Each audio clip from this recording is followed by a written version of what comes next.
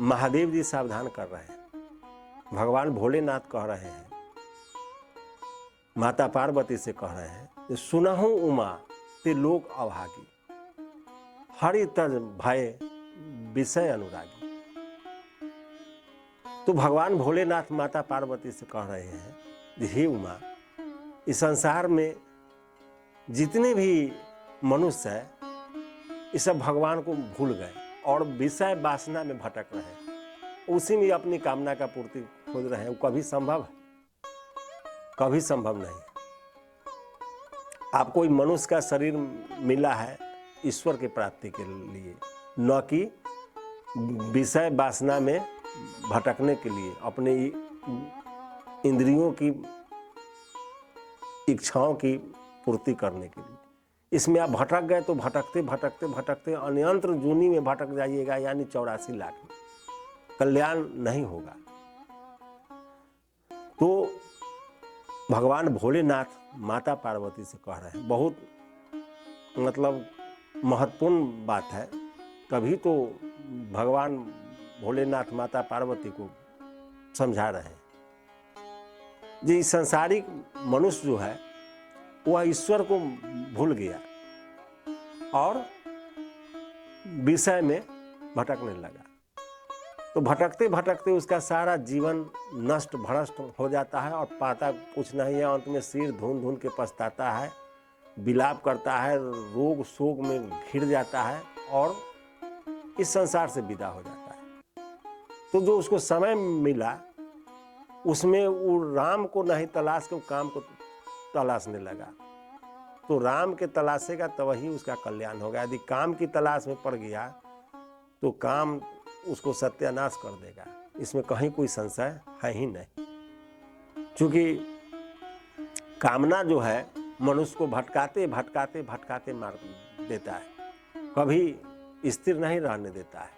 और उसका परिणाम क्या है? जो उसको अनेक प्रकार के रोग शोक भरम संशय चारों ओर से घेर लेता है और उसी में उलझते उलझते मकड़ी की जाल के तरह उसी में उलझ के मर जाता है।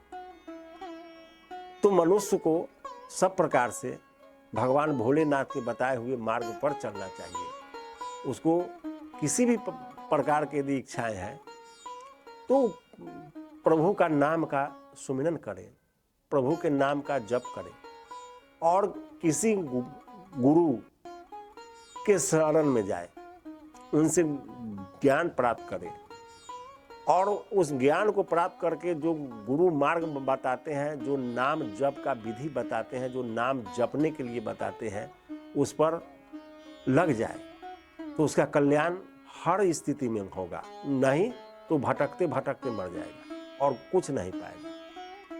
सारा जीवन धोखा में ही उसका चला जाएगा, अब पाएगा कुछ नहीं। तो किसी भी प्रकार की इच्छाएं हैं आप जिसको पूर्ण करना चाह रहे हैं, तो सब इच्छाएं सांसारिक है, ये सब क्षणिक है। आज है तो कल समाप्त हो जाएगा। आप जितने भी आपके पास सामान है वो सब नाशवान है। घर है एक दिन टूट जाएगा, पिता है माता है एक दिन मर जाएंगे, पत्नी है पुत्र है, सबका एक दिन अंत होगा और स्वयं आपका भी अंत होगा।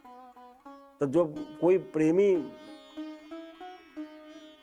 जो है उसका जब अंत होता है तो बहुत दुख होता है, आदमी एकदम बेचैन हो जाता है, शोकग्रस्त हो जाता है और उसमें वो अपने आप को संभाल नहीं पाता है। तो ये माया का खेल है। आप सत्य वस्तु है आत्मा मिथ्या जगत प्रसार, जो सत्य वस्तु है उसका आप तलाश नहीं कर रहे हैं, उसका आप शोधन नहीं कर रहे हैं, उसके बारे में जानना नहीं चाह रहे हैं और असत्य में आप उलझे हुए, दिन रात उसी में फंसे हुए और आपको सब कुछ करने के लिए समय है लेकिन भजन करने के लिए समय नहीं। तो जीवन की है जो ज्योति बुझ जाए जलते जलते, यह जीवन का जो ज्योति है जलते जलते कब बुझ जाएगी ये कोई नहीं जानता है। श्वासों का क्या भरोसा, रुक जाए चलते चलते, ये चलते चलते में रुक जाएगा और आपका सारा खेल समाप्त हो जाएगा। तो मनुष्य का शरीर मिला है, तो इसमें आप यदि उस परम प्रभु को, उस परमात्मा को नहीं जान पाए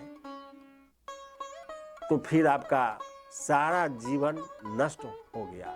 और बड़े भाग मानुष तन पावा, शास्त्र कह रहा है कि बड़े भाग से आपको मनुष्य का शरीर मिला, इसका आप उपयोग नहीं करता। आप विषय, वासना, चुंगली, मद, मत्सर, अहंकार, आशा, तृष्णा में फंसे रह गए और उसमें आप पाए क्या? तो कुछ नहीं, और खोए क्या? तो सर्वस्व, सब कुछ खो गए, कुछ पाए नहीं। इसलिए एक प्रभु श्री राम के शरण में जाइए, राम नाम का जप कीजिए और गुरु के बताए हुए मार्ग पर चलिए, तो आपका कल्याण निश्चित होगा। इसलिए कि जब राम राम राम आप रटते हैं तो आपके सारे रोग शोक सब समाप्त होने लगता है और आप एक आनंद की गहरे समुद्र में प्रवेश करने लगते हैं। आनंद की सागर है, राम नाम जो है आनंद का सागर, उस सागर में आप प्रवेश करने लगते हैं और आपका सारा याधि व्याधि, जो भी तकलीफ है, जो भी रोग है, जो भी शोक है, सब समाप्त होने लगते हैं। सारे ग्रह गोचर सब शांत होने लगते हैं, सब भागने लगते हैं। इसलिए कि जो राम नाम का जप करता है उसके पास कोई ग्रह गोचर याधि व्याधि कुछ नहीं आता है। तो सब प्रकार से आप महादेव जी के बताए हुए मार्ग पर, भगवान भोलेनाथ जो माता पार्वती के बताए हैं, उस बात को समझ करके और उस राम नाम का भजन करिए, तो आपका उद्धार कल्याण निश्चित होगा। इसमें कहीं कोई संशय है ही नहीं। इधर उधर आप यदि भटक रहे हैं तो आपका समय व्यर्थ में जा रहा है और आप रोग शोक के एक गहरे खाई में पलटते जा रहे हैं, वो जहाँ से आपको निकल पाना बहुत मुश्किल है, बहुत मुश्किल। एक बार आप यदि किसी दलदल में फंस गए तो फंस गए, वहाँ से निकल पाना बहुत मुश्किल हो जाता है। यदि कोई निकालने वाला नहीं मिला और दलदल में फंस गए तो आपका अंत निश्चित।